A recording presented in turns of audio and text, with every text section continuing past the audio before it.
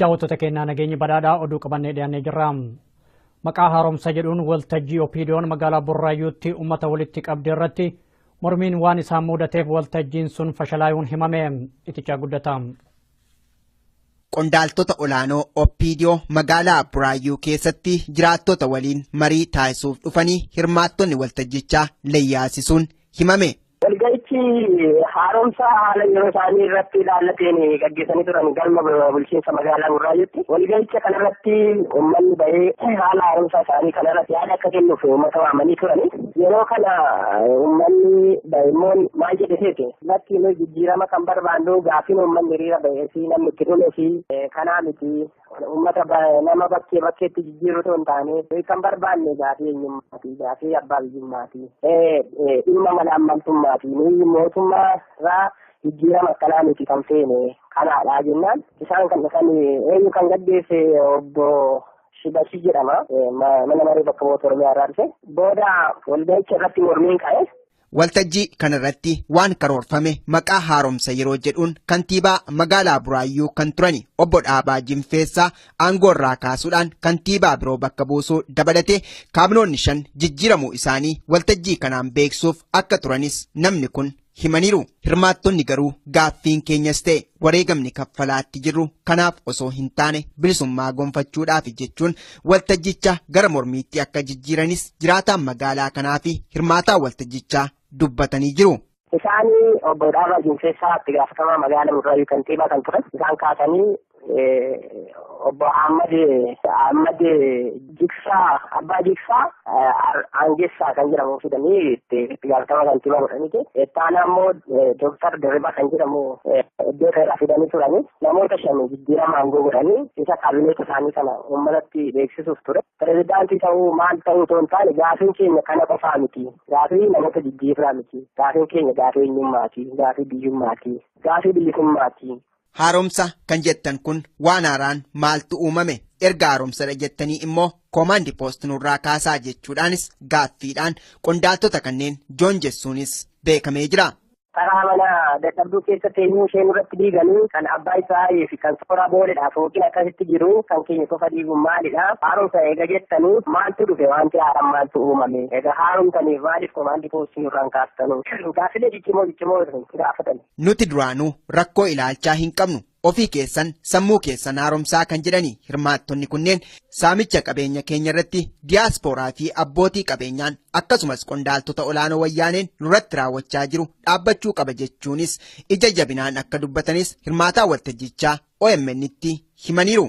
Dandeelee Burraayyuu jala jiran kan akka Malkaa Gafarsaa, Qattaa Burraayyuu magaalaa mataasaa na kanneen birooti. Kan waaman nuyi abbaa lafaa taanee yoo jirru diyaaspooraa dhufee maqaa riilisteetiiti lafa Oromoo saamee fudhateef kaartaa too kennitanuu nuyi lafa keenya irraa buqqistanii waardiyyaa keessan taa'ee jirra. Waardiyyaa warra abbaa qabeenyaa taa'ee jirra. Ni kaartaa hin qabne lafa hin qabne. Gaafiin keenya kanan turre dargaggeessi keenya hojii dhabeetti karaarra dhaabatu abbaa qabeenyaatiif lafa amma kana kaasifatan jireenya isaanii qofa mijeessisu dargaggeessi keenya kaan mana hidhaa jira kaan eessa butanii kan karaarraa eessa geeffame hin beekamu kun nutti himamu jedhee uummanni gaafate isaan kan himan waan biraadha uummanni kan kaasu waan biraadha.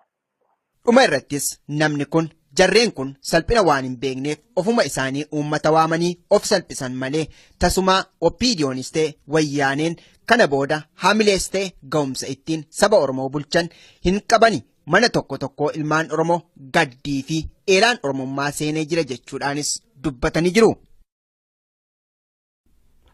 Godina Harargee Bahaa aanaa Qumbii magaalaa Minootti poolisoonni liyyuu haayilii tarkaanfii jiraattota irratti fudhataniin namni tokko yoo ajjeefamu 6 madaa'uun himame. Maqaa babal'ifannaa lafaa jedhuun ammas poolisoonni kun daangaa Oromiyaa humnaan cabsanii seenuun qabeenyallee jiraattota jalaa saamaa jiran. Guutuun gabaasa kanaan akka taanutti dhiyaata. Aanaa Qumbii magaalaa Minootti wayita adda addaatti poolisoonni liyyuu haayilii naannoo 5 irraa itti bobbaafamuun jiraattota irratti tarkaanfii ajjeechaa raawwataa turuun kan yaadatamudha. Kana malees qabeenya saamuu fi daangaa Oromiyaa ammoo ugguun daran jabaatee dhufaa jira. Poolisoonni kun mootummaa federaalaa ofiin jedhuun kan deeggaraman yoo ta'u, dhiheenya kanas akkuma baratan tarkaanfii ajjeechaa jiraattota irratti raawwatanii jiru. Jiraataan aanaa qumbii akka nuuf himanitti poolisoonni kun guyyaa dheengaddaa magaalaa isaanii weeraruun duula jabaa geggeessaa turan. Sa'aatiilee dheeraaf lola geggeessaniin jiraattota aanaa qumbii irraa nama tokko yoo ajjeesan namoota 6 madeessuu dubbatan. Waraana duula mootummaa Itoophiyaa kana Haayilii Fayyaame anaa fi uummata wallee jira isaanii wallee jira keessatti fi isaanii wallee amma guyyaa 4 akka Awuroopaatti guyyaa 4 galgala sa'aatii 6 cimatti jechuun sa'aatii 2 naannoo saniitti Ibrahim Belleesoo nama jedhamu lubbuun lafa hin buune abbaa maatii 10 fi ijoollee beera 2 qaba maatii 10 qaba inni kalee galgala awwaallee isa malee tun amma namni Abdii Musa kan jedhamu itti jabduudha kunis hospitaala biraa jira amma Shukrii Adam namni jedhamu amma hospitaala Arab jira Abdii Beddelii Madoodha Abdallah Abdullaati Madoo nama ja'a makiinaan ammallee makiinaan yeroo miila jalaa guuranii birnoo fi wanna godhan gara galtee nama 3 kana kunillee kan makiinaan miidhamee ni jiran akka ciisu jiru. Ammas tarkaanfii ajjeechaa kana raawwachuuf jecha hoomaa waraana biyyattiin gargaarsifatanii konkolaataa hedduun gamasitti bobbaafamaa akka jiranis namni kun yaaddoo qaban ibsan. Namni tarkaanfiin ajjeechaa irratti fudhatame guyyaa kaleessaa sirni awwaalchaa isaa raawwatamee jira. Kanneen madaayan ammoo buufata manneen yaalaa garagaraatti tajaajila wal'aansaa argataa akka jiranis namni kun nutti himanii jiru. Akka jecha nama kanaatti kaayyoo fi imaammanni poolisoota liyyuu hayli kun babal'ifannaa daangaa lafaati jedhan. Guyyoota 3 darban irraa jalqabee hagammaatti hidhattoonni kun magaalaa Jijjigaa irraa heddumminaan gara aanaa Qumbiitti bobbaafamaa jiran. Jijjigarraayis waraana dheengaddaa guyyaa 3 makiinaa 4 fidatanii buusanii amma magaalaa Minoo irraa olu itti wareentota akka dho'isaadhaan nama araddaa rufaa keessatti dhawanii ijoolleen keenya saniin girmachuu osoo ogariitu. Gochaa kana raawwachaa kan jiru mootummaa humnaan biyyattii bulchaa jiru ta'uu eeranii karoorri sirna cunqursaa kana mormii guutummaa Oromiyaa keessatti geggeeffamaa jiru karaa maaqsuuf akka ta'e siman. Dhimma lafaati daangaa babal'ifannaa lafaati lafuma Oromooti filattiin kennamtee lafti keenya nama mootummaan nuufillee jedhee dhibna mootummaan uummata Oromoo irra geggeessu jiru. Baatiilee 2 darban keessaa wal waraansa geggeeffamee tureenis lubbuun namoota hedduu milishoota kanaan darbee jira jedhan. Reeffi namoota 7 awwaalcha dhabuudhaan haala nama gaddisiisuun danqaraa keessatti waraabessaa nyaattamuulee namni kun nuuf himanii jiru. Poolisoonni kun ammas akkuma baratan ajjeechaa raawwachuuf jecha gamasitti imalaa waan jiraniif wayita ammaa jiraattonni hundi yaaddoo keessa seenuu dubbatan. Haalli ammaa yaachisaadha jechuun isaanii sitti bu'uuri jiranii namni keenya barana gammaa keenya yeroo akkanaa osoo hin gahin baasii 2 dura keenya nama 7 kan bineensi nyaate keenya immoo namni hin jiru bineensa nyaata haala akkanaati jechuun duguuguma shaniiti dhaluma Oromoo irra raawwatu jiru. Akka isaan jedhanitti wayita jiraattonni aanaa Qumbii haala gaddisiisaa ta'een poolisoota liyyuu hayli kanaan ajjeefamaa jiran kanatti Oromiyaa bulchina warri ufiin jedhan waan dubbatan hin qaban. Qondaalonni Oppiidiyoo naannawa san bulchan lubbuu isaaniitiifuu baqachuu ibsanii rakkoo dhalate kana furuuf ammoo gama manguddummaatiin yaalamee ture. Haa ta'u malee shira kana mootummaan humnaan biyyattii bulchuu waan qindeessaa jiruuf jaarsummaan yaalame milkii malee hafuu namni kun dubbatan. Akka wanni isaan jedhanii jirtu yeroo amma dura manguddoon taatee dhayitee akka finfinnee deemanii guyyaa san humna poolisii humna addaa ta'a poolisii Oromiyaa nuuf hogguusan nuuf kennaniitu sun hogguu isiin nu bira teessee isiin har'a nu bira kaanaan lolli hoggasuma eegan. Har'a ammoo makiinaan dhawamte taa bulchiisota ta naannoo Oromiyaati jechuudha ta waajjira poolisiidha kan uummanni keenya deemen. Kan amma ijoollee uummanni keenya hawaasa namaa dhawame san bittiin birmachuu yaanaa jee irraa fudhatee deemen makiinaan poolisii Oromiyaa jechuun isiisa miti amma dhawamte. Poolisoonni liyyuu haylii kan naannoo Ogaaden irraa dhufuun miidhaa uummata Oromoo irraan gahaa jiran kun paartii adda bilisummaa uummata Tigraayin kan hoogganaman ta'uunis himamaa jira. Sirni cunqursaa kun poolisoota kana hidhachiisee godinaalee Oromiyaa hedduu keessatti bobbaasuun uummata nagaa irraan miidhaa dhaqqabsiisaa akka jirus beekamaadha. Godina Jimmaa aanaa Limmuu Saqqatti dargaggoonni mana hidhaa jiran nyaata faalamee nyaachuudhaan dhukkubsataa jiraachuu isaanii keessa beektonni OMN itti himan. Abdii Fixee waan qindeessee qaba. Dargaggoota kan to'atee jiru godina Jimmaatti waajjira poolisii aanaa Limmuu Saqqaati. Dargaggooti kun badii tokko malee qabamanii jedhu jiraataan aanaa sana nama nuti dubbifne. Namni kun akka jedhanitti badii tokko malee hidhamuu isaanii qofa osoo hin taane nyaata faalame nyaatanii dhukkubaaf saaxilamanii jiru jedhani. Maatiin akka nyaata hin geessineefillee dhorkamaniiru akka namni kun jedhanitti. Hidhaanii akkuma beekamu akka guutuu bakka Oromoon jiru hunda hidhaan jiraachuun beekamaadha. Namni tokko nama badii tokko hin qabne walitti qabanii nama ija jiraattee sodduu dide geessanii achitti naqanii cinquutti jiru. Amma immoo kan jarri badii malee hidhaman osoo jiru achitti nyaata qulqullina hin qabne nyaata maatiin alaa erguuf akka inni ol hin seenne godhanii ijoolleen akkasiin beeloftee waan itti keessa jiru nyaachuu erga jarri godhanii booda dhukkubsatanii ijoolleen amma haala rakkoorra jiru jechuudha. Waajjira poolisii sana keessatti nyaata gurguramu nyaataniitu kan hidhamtoonni kun dhukkubsatan. Akka namni kun jedhanitti namni waajjira poolisii sana keessatti nyaata gurguratan kun namoota damee nageenyaa naannichaa waliin firummaa qaban ta'us dubbatu. Kan achi laatamu jechuun kun kan jarri qopheessanii kennan hin jiru garuu kan achitti qopheessanii birriidhaan akka namni hidhanne kun bitatan kan godhantu jiru karaa nama ofiitiin malee kennaa jarri namoota qallaban qabneef kennan tokko baajanii hin ba'a malee takka kennamee beeku hin jiru. Isaan dhukkubsachiise nyaatichi inni bitatamu sun immoo achitti jara biratti qophaa'a kan jarri yaadanii godhanidha jechuudha. Akka nyaanni inni bakkeedhaa dhufu walitti erga godhanii ta'anii inni achi keessa immoo akka inni faalamu godhanii ijoolleen akka jarri dhibeerra bu'an godhan jechuudha. Umriin dargaggoota hidhaa jiran kanaa ganna 22 hanga 30 jidduu jiraachuu kan nu ibsan namni kun itti gaafatamummaa garaagaraarra kan jiranii fi haga ammaatti dargaggooti kun himati tokko akka irratti hin dhiyaatin jirudha kan isaan dubbatan. Kan jarri qabaman kan torban sadii lakkoofsan jiru kan bultii 10 gahan jiru irrataalaan jira giddu galeessan torbanuma lama kan hidhamanii jechuudha gara namoota 20 wayiiti kan ammatti jiru irrataalaan namoota 22 hanga namni 30 buusu keessa hin jiru. Namoota kana jechuun immoo namoota naamusa qaban namoota yakka hojjetanii kanan durillee waa tokko godhanii hin beekne wanti ajaa'ibu achi keessa barsiisaan kan qabamee hidhame jira. Haakimiin mana yaalarraa qabamee hidhame jira. Innillee sababa kanaan durre farii gurbaa tokko rasaasan dha'anii jennaanii waraqaa ol darbitan jedhu hospitaalatti barreessee fi jennammaa barreessitu jedhamee mana hidhaa jira jechuudha. Namoota akkasiillee qabu of keessaa. Manni hidhaa osoo inni tokko irratti himanni tokko hin banamiin utuu wanti tokko hin godhamiin achitti qabamanii to'atti godhamuutti jiru malee wanti manni murtii beekee irratti gara mana sirreessaatti erga hin jiru osoo achi deemanis laanga tokko irra fooyyeedha. Aanaa keenya keessatti aduun dhihee jennaan sodaa lubbuu isaatiif jecha namni gadi ba'u baay'ee sodaataa kan jedhan namni kun lakkoofsi uummataa fi lakkoofsi hidhattoota mootummaa walgitaa jedhu. Komaandi poostiin bakki caasaan sun akka godinaatti irra jira jedhamu yoo aanaa sana jedhame wanti inni dhara ta'u tokko hin jiru. Baay'inni militariitiif baay'inni uummataa akka irra gatuu tokko ta'anii jiru amma namni lafti dhihee jennaan gadi hin bahu. Dargaggoon guyyaa bilisaan gadi bahee waan barbaadu bitatee malatti ol deebi'uun hin jiru. Anatu qabamaa tarii ebiluutu qabamaa jedhaa of shakkaa birrachaati kan inni jiraataa jiru. Aanaan Limmuu Saqqaa mormii uummataa bara 2015 guutummaa Oromiyaa keessatti geggeeffamaa ba'e yeroo adda addaatti aanaa keessummeessaa turte yoo taatu dargaggooti hedduun yeroo garaagaraatti aanaa kanarraa hidhattoota mootummaatiin rasaasaan rukutamuu isaaniillee gabaasaa turre. Haaluma wal fakkaatuun dargaggoonni 26 godina Harargee Bahaa magaalaa Gurawaatti hidhamanii turan nyaata dhoorgamuun mana hidhaa keessatti dararamaa akka jiran himame. Loltoonni agaazii ammas dargaggoota adamsanii hidhuu irratti bobba'anii jiran bal'ina oduu kanaa akka taanutti dhiyaata. Jiraataan aanaa Gurawaa akka nuuf himanitti magaalaa Gurawaatti kan argamu mana hidhaa Iyyaasuu jedhamu keessatti dargaggoonni 26 ta'an erga hidhamanii baatiilee 2 ol lakkoofsiisanii jiru. Mormiilee kanaan dura aanaa san keessatti geggeeffamee ture sababeeffachuudhaan kan loltoonni agaazii dargaggoota kana qabanii hidhan.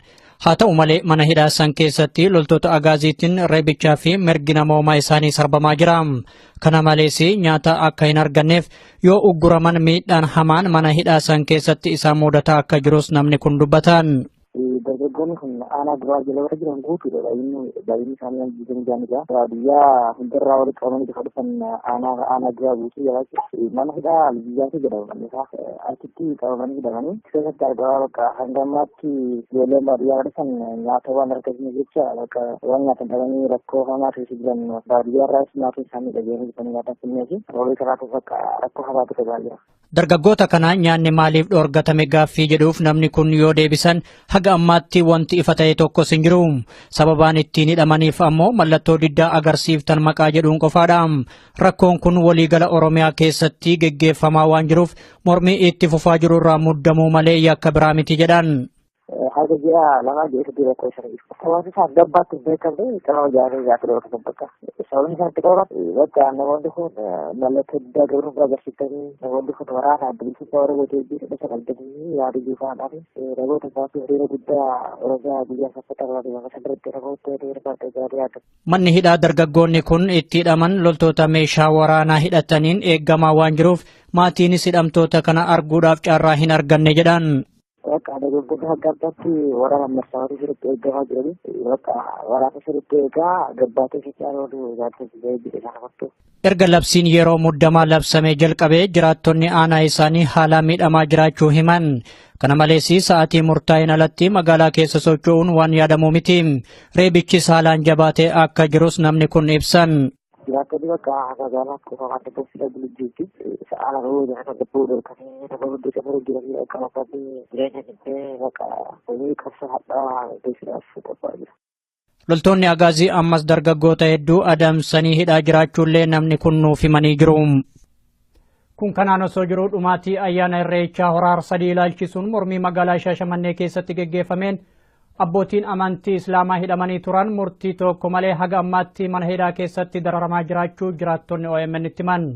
Ammas oduun dabalataa akka nutti dhiyaata. Jiraatan magaalaa Shaashamannee tokko akka nuuf himanitti badii tokko malee abbootiin amantii kun kan hidhaman yoo ta'an mana hidhaa keessatti murtii dhabuudhaan rakkataa jiru jedhan. Abbootii amantaa eega hidhama keessatti dararaa guddaa irra bahanii ammoo maatiin illee akkasitti beekamanii maatiin deemanii sa'a barbaadanii deemanii gaafachuu hin danda'anii furmaata mana murtiitti dhiyeessanii jedhaaf guyyaa hunda qaxaroo booda ammoo qaxaroo sanillee yeroo hin qabne jedhaatu mariisanii guyyuu furmaata iyyuu hin kennineefi badii tokko malee maaliif masjidatti rabbi waan hin kenninirraa kaasii yooma isaan jedhanii masjidatti qaayee jedhanii kanumaaf qofa sababaan tokkollee hin jiru wanni isaan hidhamaniif abbootii amantaati. Namoota hidhamanii hiraarfamaa jiran maqaa nuuf himanii haga ammaatti furmaata dhabuun mana hidhaa keessatti mirgi isaanii sarbamaa jira. Namoonni hidhaman abbootii amantaa imaama masjida duwwaa tokko Sheek Kaamil kan jedhaman Sheek Muhammad Badhaasoo ammoo imaama masjida duwwaa torba ganda Araadaa ganda duwwaa torba kan jedhaman Sheek Muhammad Badhaasoo sheekoleen Sheek Migiraalee Sheek Taahir namni jedhamanillee hin jedhanii Sheek Suudii jedhanii kokkofala irraallee kan dhufanii jedhanii namni hedduudha akkasitti ammoo akkamitti dararaa hedduutu irra gahaa jira. Nama takkaa'uu waan tokkollee badii akka malee hidhaman furmaata tokkollee hin laafne osoo mana murtiitti dhiyeessanii gaafatanii itti murteessanii waggaa hagannachuu qabdan jedhanii murteessanii yoo waami kana yoo dubbanne isaan achumatti gara mootummaa nyaata waan maal jedhanii dubbatanii. Abbootiin amantaa hawaasa isaanii biratti kabajaa fi jaalala olaanaa qaban kun wayita ammaa buufata waajjira poolisii magaalaa Shaashamannee ganda 010tti raarfamaa jiru jedhan. Labsiin yeroo muddamaa erga labsame ammoo namoonni akka magaalaa keessa hin sochoone daangeffamanii jiru. Loltoonni wayyaanee magaalaa keessa naanna'uun namoota hidhuu fi qabeenya saamuu irratti bobba'aniiru jedhan. Akkasumas bajaajii fi motora namoonni ittiin hojjechuudhaan of jiraachisan jalaa saamamee bakka tokkotti walitti qabamee akka jiru himan. Kun magaalaa Shaashamannee qofa osoo hin taane guutummaa aanaalee godina Arsii dhiyaa keessatti itti fufee jiraachuullee dubbatan.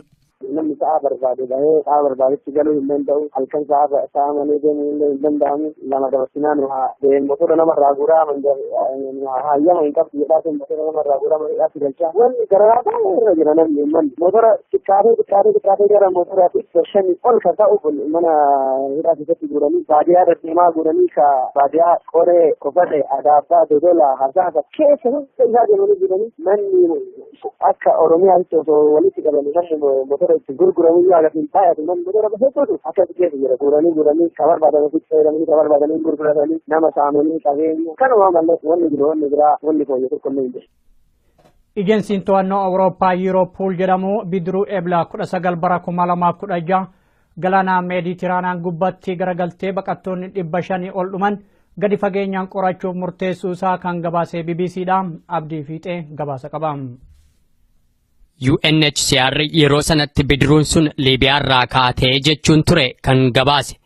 Haa ta'u malee akka qorannoo haaraa maddi oduu BBC News Night jedhu har'a ifa taasetti garuu bidiruun sun kan kaate Liibiyaarraa osoo hin taane Ijiptirraa ture. Yeroo sanatti kanneen maallaqa fudhachuudhaan baqattoota kana daddabarsanii fi galaanatti ergan maddi isaanii akka hin baramneef jecha baqattooti kun isaan andaara galaanaa eeganiin yoo qabaman Liibiyaarraa kaanee jedhanii akka dubbataniif dirqisiifamuu isaaniiti kan BBC'n gabaase. Durataan ejensii to'annoo Awurooppaa Raab Weenraayid akka jedhanitti balaan sun balaa bara keessa jirru 2016 keessa lubbuu baqattoota hedduu galaafate isa guddichaa jedhani. Itti dabaluunis namoota bidiruu sanarraa hafan kanneen hiriyootanii fi maatiin isaanii galaana sana gubbaatti duraa du'an haasofsiisuudhaan madda isaan maallaqa fudhatanii namoota kana daddabarsaniis ta'ee dallaalota baqattootaa fi isaan namoota daddabarsan kana gidduu hojjetan akkasumas odeeffannoo bidiruu Ijiptirraa kaate sana gadi fageenyaan qorachuuf tattaaffii haaraa eegaluu isaaniiti kan isaan dubbatan. Bidiruu namooti 500 irraa dhuman sana keessaa kan hafan namoota 37 akka ta'an kan gabaase maddi oduu BBC baqattooti bishaan sana gubbaatti du'anis ta'e isaan hafan tokkoon isaanii biyya Xaaliyaanii galuudhaaf jecha namoota baqattoota kana daddabarsaniif $2,000 kaffaluu isaanii ifa godhee jira. Baqattoota yeroo sana galaana irratti lubbuun isaanii dabarte keessaa irra jireessaan baqattoota Oromoo biyya Ijiptirraa bidiruu sana koran ta'uu gabaasuun keenya ni yaadatama. BBC'n akka jedhutti namooti baqattoota kana daddabarsuu keessatti ga'ee olaanaa qabaatan akka seeratti dhiyaataniif lammiileen Ijipt maatiin isaanii duraa du'an iyyataniyyuu hanga ammaatti kan isaan seeratti hin dhiyaanne qorannoo jabaan waan hin taasifamneefi jedha. Biyyi baqattoota 37 bidiruu sanarraa lubbuudhaan hafan qubachiifte Gireek qaama mootummoota gamtoomanii yookaan miseensa gamtaa Awurooppaatti ejensii Frontier akkasumas ammoo miseensa ejensii to'annoo Awurooppaa Yuuropool waan hin taaneef hin qoratamnee jedha BBC'n. Akka bidiruun sun dhidhimtee baqattooti kun dhumaniin UNHCR bidiruun sun kan kaate Liibiyaarraa ta'u waan ibseef daddaaqama siyaasaa Liibiyaan keessa jirtuuf jecha Liibiyaa qorachuun ulfaataa ture. Amma garuu bidiruun sun kan kaate Liibiyaarraa osoo hin taane Ijiptirraa ta'uun waan mirkanaa'eef jecha kanneen Kaayiroo keessa maadheffachuun baqattootaa fi namoota galaanarraan baqattoota kana daddabarsanis ta'e namoota isaan gidduu hojii dallaalummaa irratti bobba'anii jiran gara seeraatti fiduudhaaf BBC News Night'if Reuters namoota balaa kanarraa hafan qorachuudhaan cichummaan akka irratti hojjechaa jirudha kan gabaasan. Akka odeeffannoo kanaatti namooti gabaa baqattootaa daddabarsuu irratti bobba'an Kaayiroo keessa maadheffatan kun waggaatti galii $1 miliyoona siqu kan isaan kanarraa argatani. Baqattoota 500 yeroo sana lubbuun darban keessaa 190 lammiilee Somaaliyaa, 150 lammiilee Itiyoophiyaa, 170 kan ta'an ammoo lammiilee Ijiptii fi kan biroo ta'u BBC'n gabaasa isaa kana keessatti eeree jira.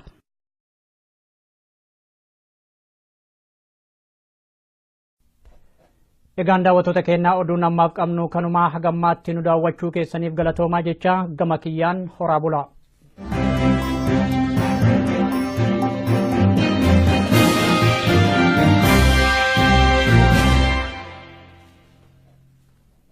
Warri OMN'n karaa bilbilaatiin hordoftan lakkoofsi kanaan dura ittiin hordofaa turtan jijjiiramuusaa isin beeksifna.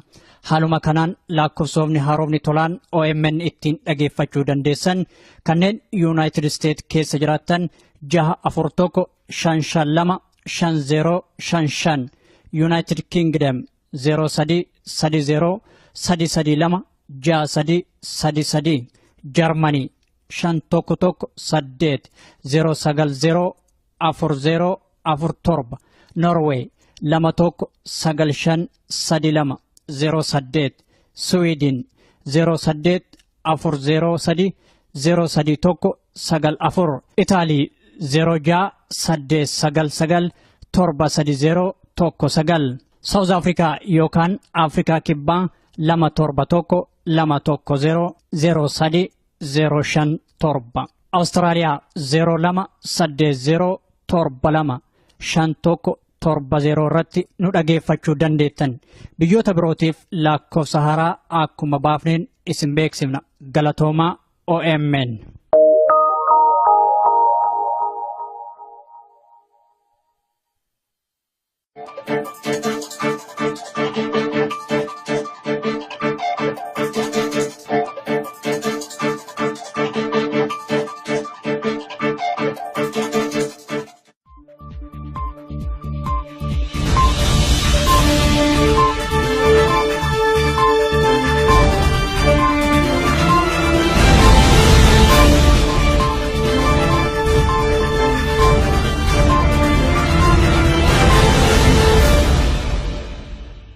Hospitaala Arab jira. Abdii Jajjalii Madoodha. Abdallah Abdullatif Madoodha. Madoo nama ja'a makiinaan ammallee makiinaan yeroo miila jalaa guuranii birnoofi wanna godhan gara galtee nama sadii hokkana sanillee kan makiinaan miidhamee ni jiran akka ciisu jiru. Ammas tarkaanfii ajjeechaa kana raawwachuuf jecha hoomaa waraana biyyattiin gargaarsifatanii konkolaataa hedduun gamasitti bobbaafamaa akka jiranis namni kun yaaddoo qaban ibsan. Namni tarkaanfiin ajjeechaa irratti fudhatame guyyaa kaleessaa sirni awwaalchaa isaa raawwatamee jira. Kanneen madaayan ammoo buufata manneen yaalaa garagaraatti tajaajila wal'aansaa argataa akka jiranis namni kun nutti himanii jiru. Akka jecha nama kanaatti kaayyoo fi imaammanni poolisoota liyyuu hayli kun babal'ifannaa daangaa lafaati jedhan.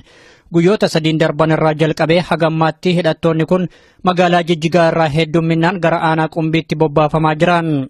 Jijjigarraayis waraana Madeengaddaa guyyaa 3 makiinaa 4 fidatanii buusanii amma magaalaa Minoo irraa olu itti wareentota akka dhoysaadhaan nama araddaa rufaa keessa dhawanii ijoolleen keenya saniin girmachuu osoo oloriitu. Gochaa kana raawwachaa kan jiru mootummaa humnaan biyyattii bulchaa jiru ta'uu eeranii karoorri sirna cunqursaa kana mormii guutummaa Oromiyaa keessatti geggeeffamaa jiru karaa maaqsuuf akka ta'e siman. Dhimma lafaati daangaa babal'ifannaa lafaati lafuma Oromooti filattiin kennamtee lafti keenya nama mootummaan nuhullee jedhutuma dhibna mootummaan uummata Oromoo irra geggeessu jiru. Baatiilee lamaan darban keessaa wal waraansa geggeeffamee tureenis lubbuun namoota hedduu milishoota kanaan darbee jira jedhan. Reeffi namoota 7 awwaalcha dhabuudhaan haala nama gaddisiisuun danqaraa keessatti waraabessaa nyaattamuulee namni kun nuuf himanii jiru.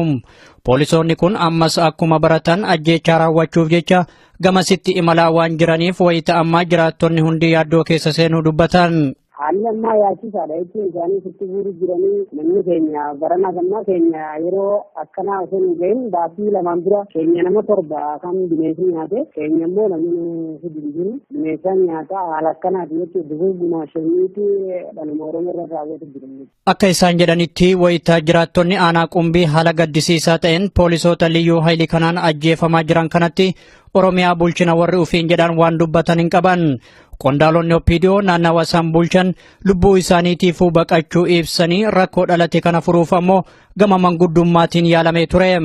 Haa ta'u malee shira kana mootummaan humnaan biyyattii bulchuu waan qindeessaa jiruuf jaarsummaan yaalame milkii malee hafuu namni kun dubbatan.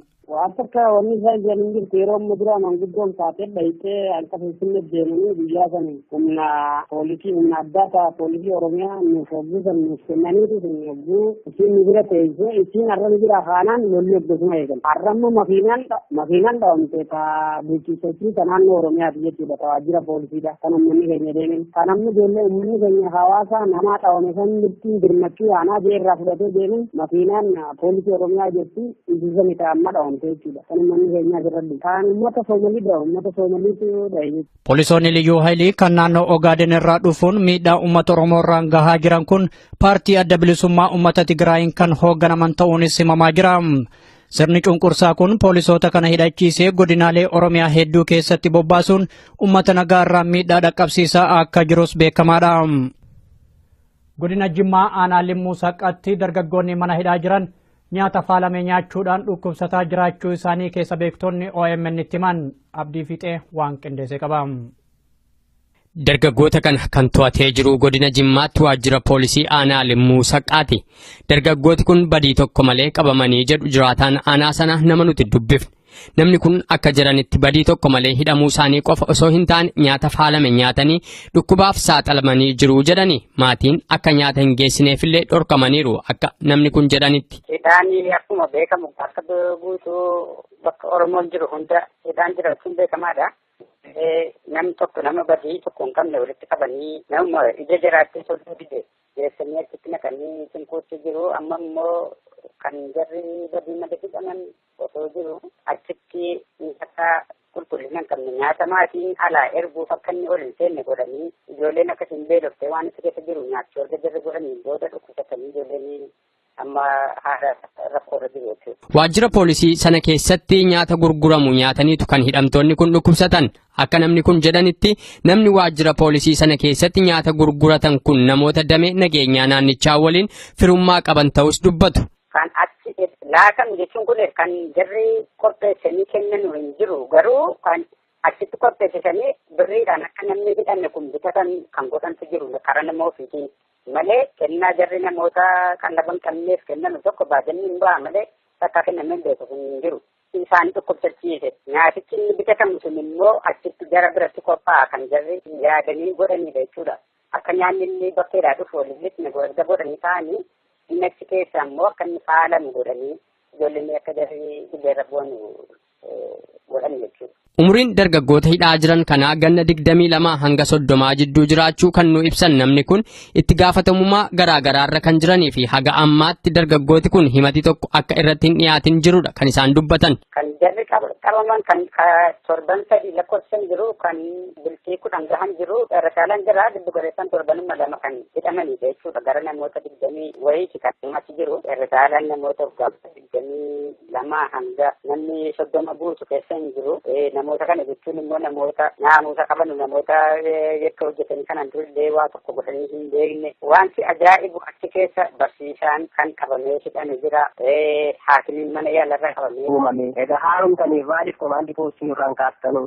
Gaaffilee ciccimoo gaafatan. Nuti duraanuu rakkoo ilaalchaa hin qabnu. Ofii keessan sammuu keessan haaromsaa kan jedhani hirmaattonni kunneen saamicha qabeenya keenya irratti diyaaspooraa fi abbootii qabeenyaan akkasumas qondaaltota olaanoo wayyaaneen nurratti raawwachaa jiru dhaabbachuu qaba jechuunis ija jabinaan akka dubbatanis hirmaataa waltajjichaa OMN'tti himaniiru.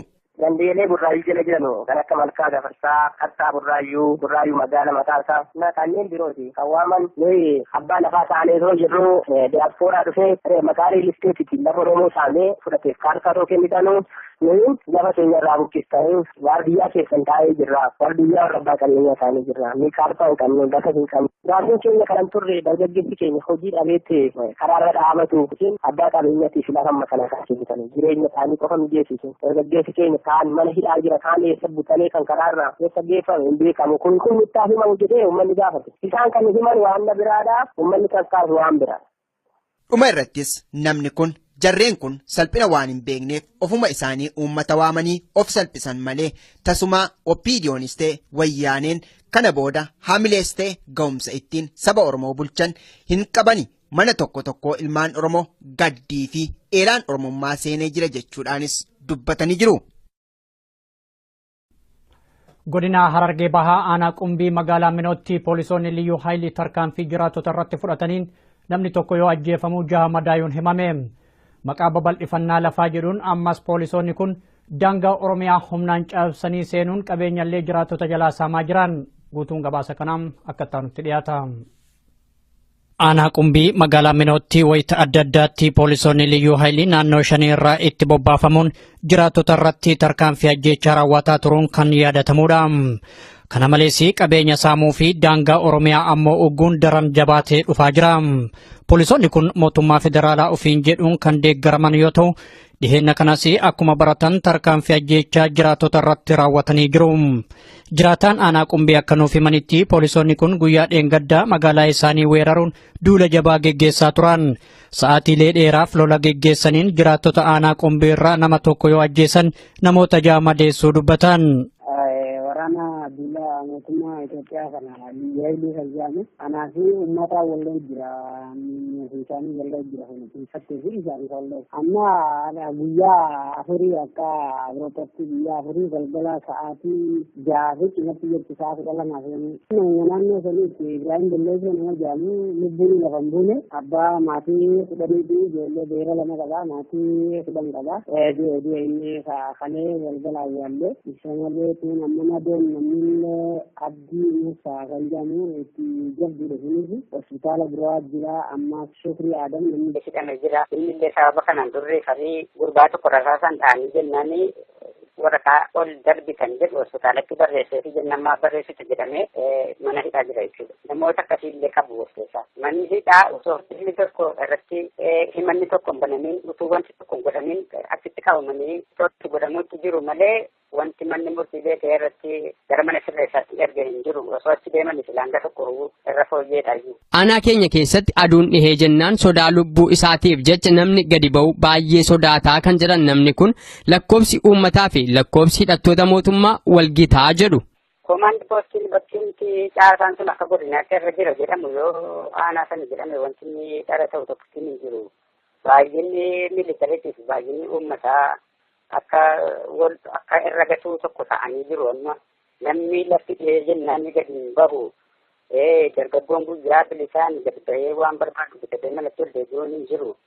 Anatu qabamaa tarii ebiluutu qabamaa jedhaa of shakkaa birrachaati kan inni jiraataa jiru. Aanaan Limmuu Saqqaa mormii uummataa bara 2015 guutummaa Oromiyaa keessatti geggeeffamaa ba'e yeroo adda addaatti aanaa keessummeessaa turte yoo taatu dargaggooti hedduun yeroo garaa garaatti aanaa kanarraa hidhattoota mootummaatiin rasaasaan rukutamuu isaaniillee gabaasaa turre. Haaluma wal fakkaatuun dargaggoonni 26 godina Harargee Bahaa magaalaa Guraawaatti hidhamanii turan nyaata dhoorgamuun mana hidhaa keessatti dararamaa akka jiran himame. Loltoonni agaazii ammas dargaggoota adamsanii hidhuu irratti bobba'anii jiran bal'ina oduu kanaa akka taanutti dhiyaata. Jiraataan aanaa Guraawaa akka nuuf himanitti magaalaa Guraawaatti kan argamu mana hidhaa Iyyaasuu jedhamu keessatti dargaggoonni 26 ta'an erga hidhamanii baatiilee 2 ol lakkoofsisanii jiru. Mormiilee kanaan dura aanaa san keessatti geggeeffamee ture sababeeffachuudhaan kan loltoonni agaazii dargaggoota kana qabanii hidhan. Haa ta'u malee mana hidhaa san keessatti loltoota agaaziitiin reebichaa fi mirgi namoomaa isaanii sarbamaa jira. Kana malees nyaata akka hin arganneef yoo ugguraman miidhaan hamaan mana hidhaa san keessatti isaan mudataa akka jirus namni kun dubbatan. Dargaggoonni kun aanaa Guraawaa jala jiran guutuudha. Baay'inni isaanii jiran jaanidha. Biyyaa hundarraa walitti qabamanii kan dhufan aanaa Guraawaa guutuu jala mana hidhaa biyyaatu jedhama. Achitti qabamanii hidhamanii keessatti argamaa bakka hanga ammaatti ijoolleen baadiyyaa dhufan nyaata waan argatanii jecha bakka waan nyaatan dhabanii rakkoo hamaa keessa jiran baadiyyaarraas nyaata isaanii dhageanii bitanii nyaatan filmee fi roobee karaatu bakka rakkoo hamaatu ta'aa jira. Dargaggoota kana nyaanni maaliif dhoorgatame gaaffii jedhuuf namni kun yoo deebisan haga ammaatti wanti ifa ta'e tokkos hin jiru. Sababaan ittiin hidhamaniif ammoo mallattoo diddaa agarsiiftan maqaa jedhuun qofaadha. Rakkoon kun waliigala Oromiyaa keessatti geggeeffamaa waan jiruuf mormii itti fufaa jiru irraa muddamuu malee yakka biraa miti jedhan. Haga ji'a lamaa jechuudha rakkoo shariif. Hawaasa isaa gabbaatti beekamee qaama ijaaree gaafa dhoorkatan bakka.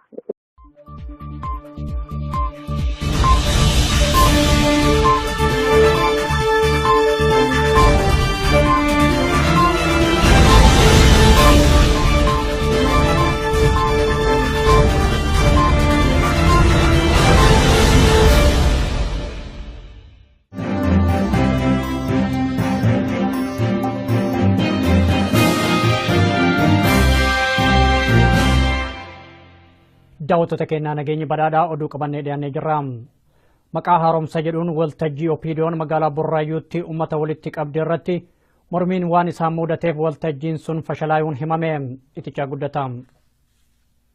Qondaaltota olaanoo Opiidiyoo magaalaa Burraayyuu keessatti jiraattota waliin marii taasisuuf dhufanii hirmaattonni waltajjichaa leeyyaasisuun himame. Walga'icha walga'ichi haaromsa haala yeroo isaanii irratti ilaallateen gaggeessanii turan galma bulchiinsa magaalaa Burraayyuutti. Walga'icha kanarratti uummanni bahee haala haaromsa isaanii kanarratti yaada akka kennuuf uummata waamanii turani. Yeroo kana uummanni baay'imoon maal jedheseeti bakki nuyi jijjiirama kan barbaannu gaafiin uummanni hiriira bahee fi namni itti dhume fi kanaa miti uummata nama bakkeetti jijjiiruu osoo hin taane kan barbaanne gaafii eenyummaati gaafii abbaa biyyummaati dhimma mala ammaltummaati nuyi mootummaa irraa jijjiirama akkanaa miti kan feene kanaadha jennaan isaan kan eenyu kan gaggeesse obbo Shibashi jedhama mana maree bakka bu'oota Oromiyaa irraa dhufe booda walga'icha irratti mormiin ka'e. Waltajjii kanarratti waan karoorfame maqaa haaromsa yeroo jedhuun kantiibaa magaalaa Buraayyuu kan turani obbo Dhaabaa Jinfeessaa aangoo irraa kaasuudhaan kantiibaa biroo bakka buusuu dabalatee kaabinoonni 5 jijjiiramuu isaanii waltajjii kanaan beeksuuf akka turanis namni kun himaniiru. Hirmaattonni garuu gaaffiin keenyas ta'e wareegamni kaffalaatti jirru kanaaf osoo hin taane bilisummaa gonfachuudhaaf jechuun waltajjicha gara mormiitti akka jijjiiranis jiraataan magaalaa kanaa fi hirmaataa waltajjichaa dubbatanii jiru. Isaanii obbo Dhaabaa Jinfeessaa itti gaafatamaa magaalaa Burraayyuu kantiibaa kan turan isaan kaasanii obbo Ahmad Jiksaa Abbaa Jiksaa Aangessaa kan jedhamu fidanii itti gaafatamaa kantiibaa godhaniiti. Ittaanaa immoo Dooktar Dirribaa kan jedhamu iddoo irraa fidanii turani. Namoota 5 jijjiirama aangoo godhanii isa kaabineeta isaanii sana uummatatti beeksisuuf ture. Pireezidaantii ta'uu maal ta'uu osoo hin taane gaafiin keenya kana qofaa miti. Gaafii namoota jijjiirraa miti. Gaafiin keenya gaafii eenyummaati. Gaafii biyyummaati. Gaafii bilisummaati. Haaromsa kan jettan kun waan haaraan maaltu uumame erga haaromsadha jettanii immoo koomaandi poost nurraa kaasaa jechuudhaanis gaaffiidhaan qondaaltota kanneen joonjessuunis beekamee jira. Karaa mana dadhabduu keessatti eenyu ishee nurratti diiganii kan abbaa isaa fi kan soora booledha fooqin akkasitti jiru kan keenya qofa diiguun maalidha haaromsa eega jettanii maaltu dhufe wanti haaraan maaltu